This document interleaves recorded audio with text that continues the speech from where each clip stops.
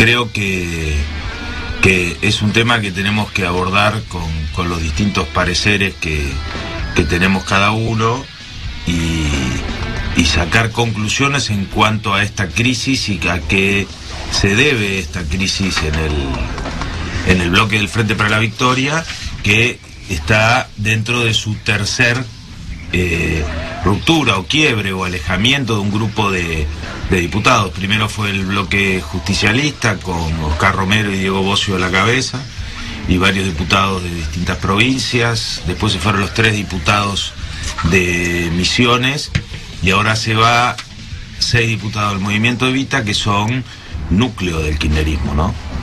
Esta es otra de las noticias que a las que sumo las anteriores que decíamos que falta la conclusión, ¿no? Creo que no sé si dar un diagnóstico, una conclusión cerrada. Me parece que es una noticia abierta, que todavía no se puede llegar a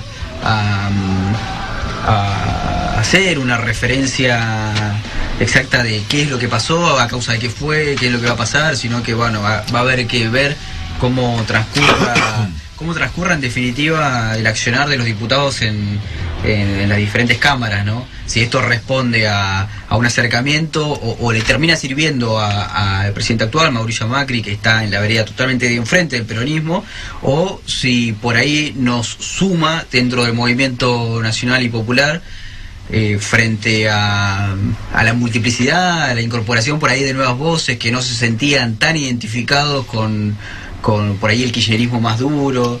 Entonces por ahí quitar el eje de la oposición por parte de Mauricio Macri, por ahí que lo centralizaba en el kirchnerismo y en Cristina a la cabeza, y de repente ahora tener diferentes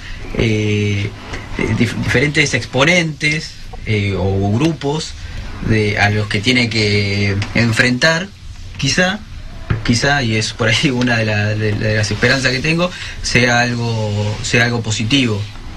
Mira, Matías, yo creo que en realidad lo que está sucediendo es que el Frente para la Victoria como tal, como herramienta electoral del Movimiento Nacional, está entrando en decadencia, está desapareciendo, y lo que evidencian las distintas rupturas son una conducción del Frente para la Victoria, por lo menos en el marco del bloque de diputados, que ya casi que no tiene representatividad,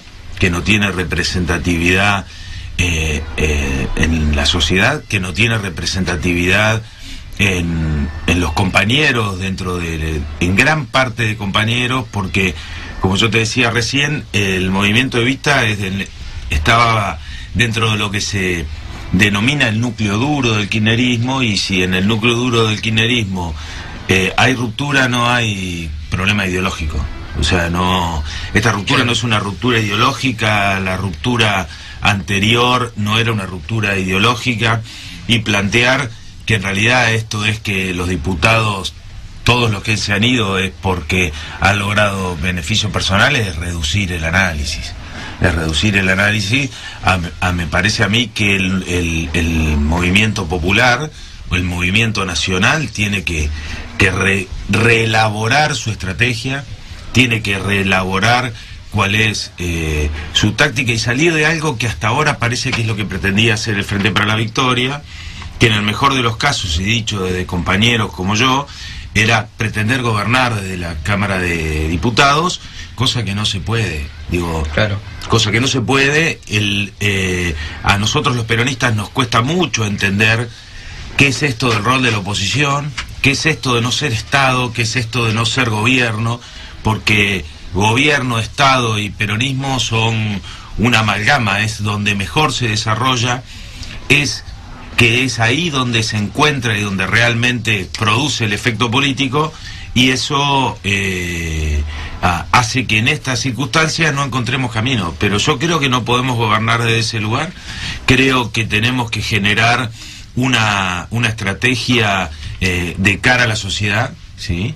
Y si a toda esta crisis política, ¿sí?, de representatividad dentro del del bloque del Frente para la Victoria, de los compañeros que participamos en la elección del año pasado y que venimos acompañando los últimos 12 años, los 3 gobiernos, el de Néstor y los 2 de Cristina, tenemos que plantear fuertemente de qué manera vamos a avanzar en este momento, digo, y no quedar en la reducción de traidores. Sí, tal cual. Se arreglaron porque los domesticaron a billetazos y esas cosas que no hacen bien y que creo que no representan, ¿sí?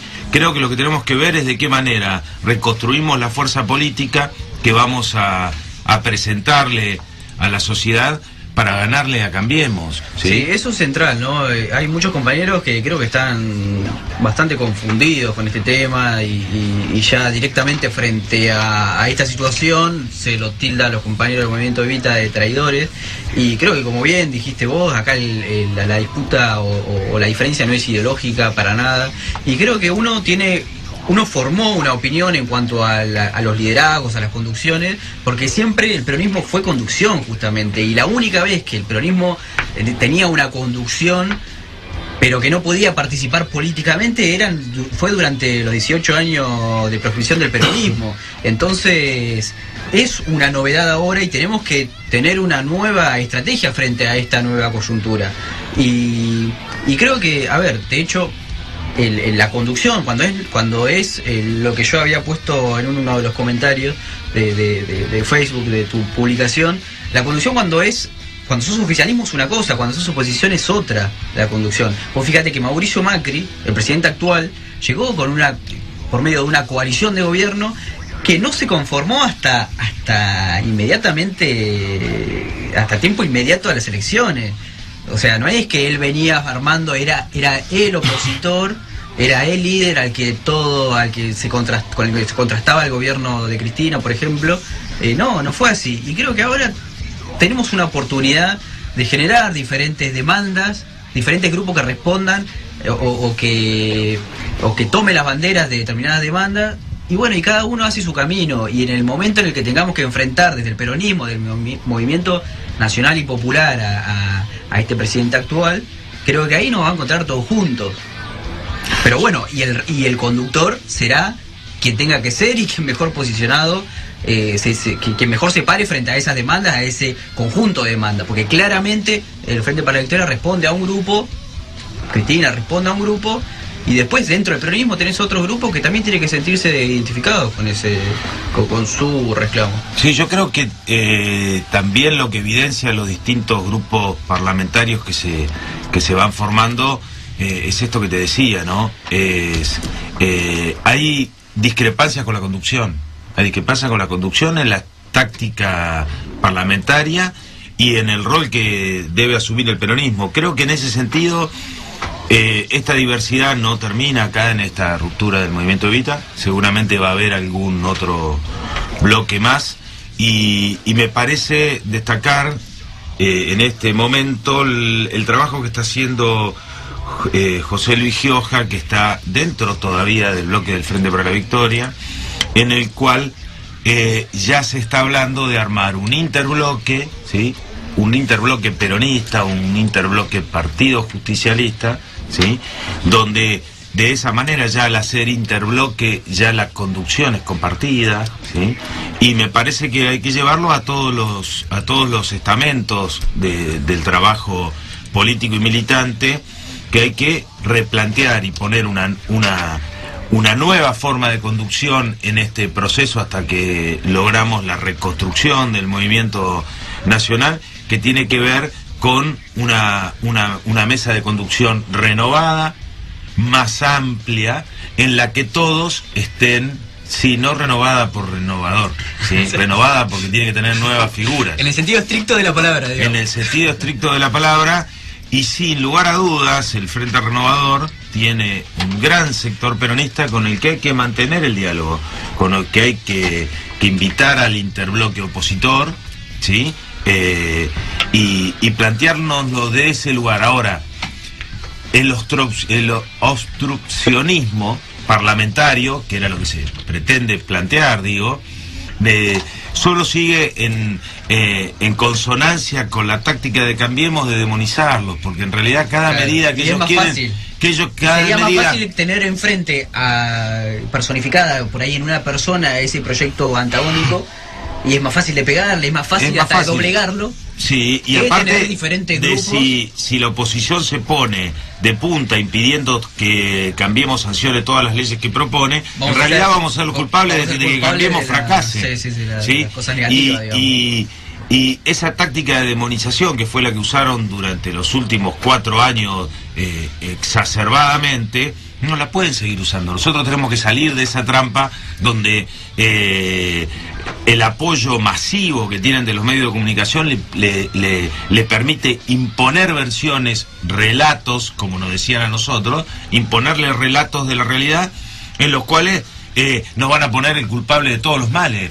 Fuimos el culpable de todos los males durante 12 años, ahora vamos a volver a ser los culpables porque ahora les impedimos hacer lo que ellos quieren. En principio por la herencia y después porque... Entonces, me parece que hay que tratar de utilizar la imaginación, hay que sumar cabezas a los que piensan cuál es la táctica a llevar adelante, y hay que plantearnos la reconstrucción del movimiento peronista, ¿sí?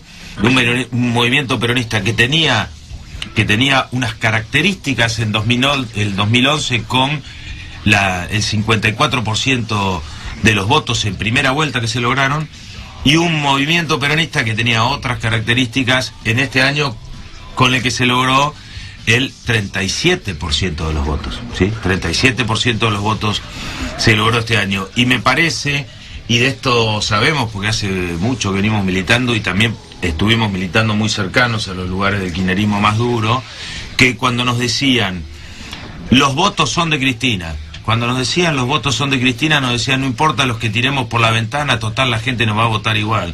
Y sobre esa premisa, en mi opinión, y a vistas de lo que ha sucedido, falsa, ¿sí? Se empezó a tirar compañeros por la ventana, y esos compañeros se iban con sus compañeros, con sus referencias y con quienes fueron su capital político, y llegamos a esto que te digo, con un gran esfuerzo, con 36-37% de los votos el año pasado. Que no sirve. Por lo tanto, hay que reconstruir con el movimiento obrero, hay que reconstruir con los distintos sectores del movimiento nacional, y como decía el viejo Perón, ¿sí? Como le decía la JP de los 70, como decía el general, todo movimiento revolucionario tiene 3 sectores.